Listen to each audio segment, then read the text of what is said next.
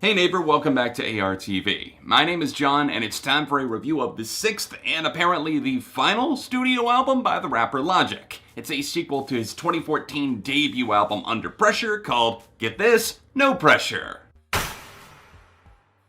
A good sequel title is a good sequel title, come on, and that album art, it's pretty fantastic, I gotta give it up there. So with 6 albums, numerous compilations, EPs, and soundtrack albums, if it was related to music, he was probably doing it in the bank.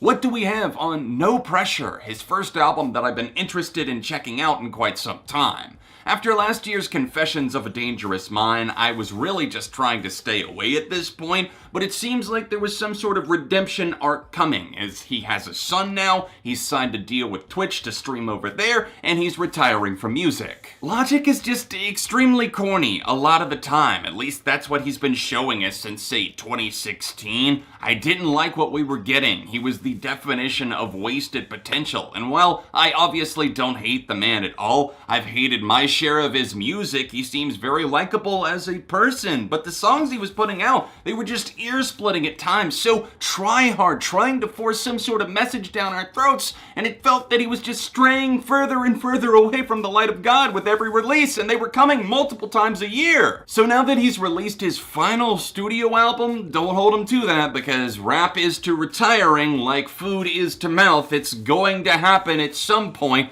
but I just don't know how long he's actually gonna stay retired. I mean, maybe Logic will be the one to break the trend, but I mean, Jay-Z and so many others would tell us otherwise.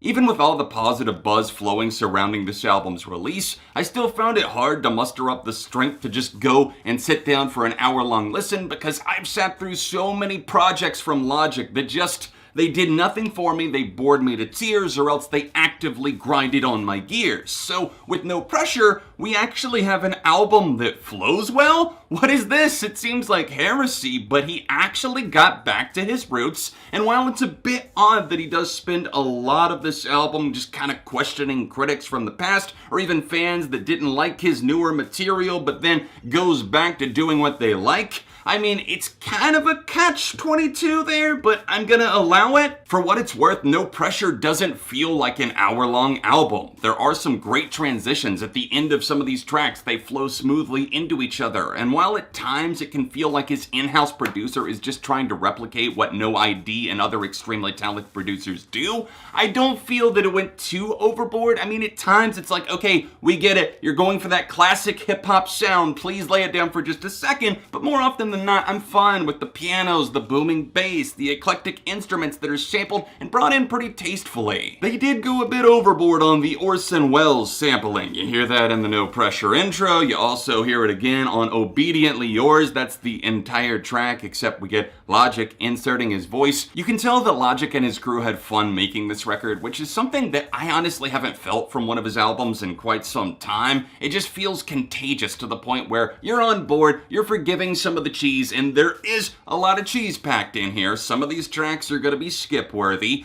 but overall, the lyrics have improved tenfold, and to some, that might not be saying much, and I get that. They're not the best in the game, as he would lead you to believe, or else one of the tops in the game, but still, they're impressive. The fact that he's able to get laughs out of me, and everything feels very natural and organic, yes, this is a win for Logic. No Pressure is one of those albums that you can just kind of throw on. It feels chill, just bump it in the background, but also focus on the lyrics because there is something there. It feels like he had a lot to say, and I almost feel like a friend that's just sitting in the corner, just kind of nodding along as he tells his story of his relatively short career.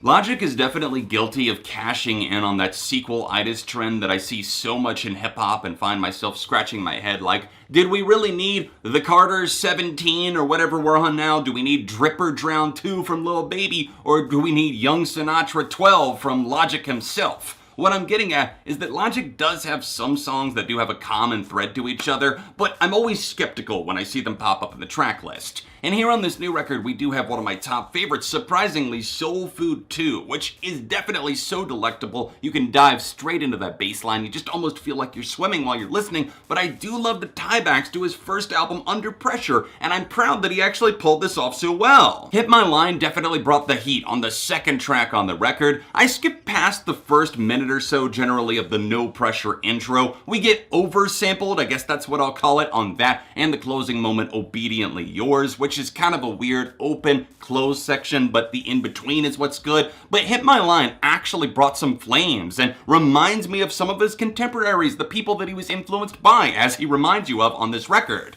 Hit My Line in particular just had a very, very infectious, contagious energy, and I found myself just wanting to move to this track to sink into it so easily. You shouldn't have too hard of a time passing through some of the skippables like Perfect or DadBod, which I already mentioned. There's a lot of cringe on that one in particular, which is definitely akin to Logic's past few records, but I do find that the production, it makes it somewhat worthwhile. It's kind of like stupid catchy in a weird way, but the way that he calls out haters on this track, it just really felt elementary and just below the belt, if you catch my drift. Five Hooks was kind of a gamble for Logic, but I do like the ebb and flow of the tides that kind of consistently trade out energies and personalities throughout the cut. I also find a lot of favor with Dark Place, which I've seen Logic try to get in the deep end before, but it ends up looking like a kiddie pool. Well, this time we have a full-on Olympic-sized swimming pool. We're in the deep end here, and we can see him suffocated by his own thoughts or the pressure of the industry to try and make something better.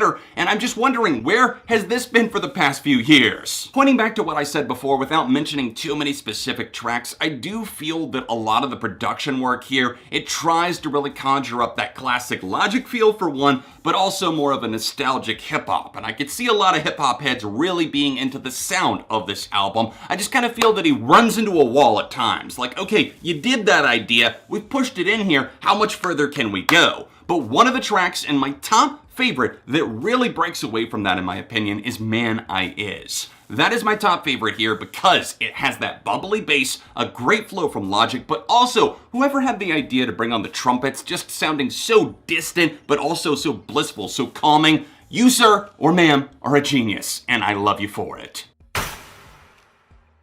Honestly, if this is Logic's final studio album, then this is definitely a proper send-off. More than any fan probably expected. It could definitely exceed a lot of expectations. I don't see any of his hardcore fans being disappointed by this, and it could even attract people outside of that like me who are giving this record a 3.5 out of 5. Let me know your thoughts on No Pressure in the comment section down below. Was this a return to form? Do you agree with me there? Or is it still something that you find yourself irritated by? Any and all thoughts welcome down below. If you want to see my thoughts on Under Pressure, his first album, then tap here, or tap here for another recent review. All of my socials, including my Patreon, can be found linked down below, and I'll see you soon for more on ARTV.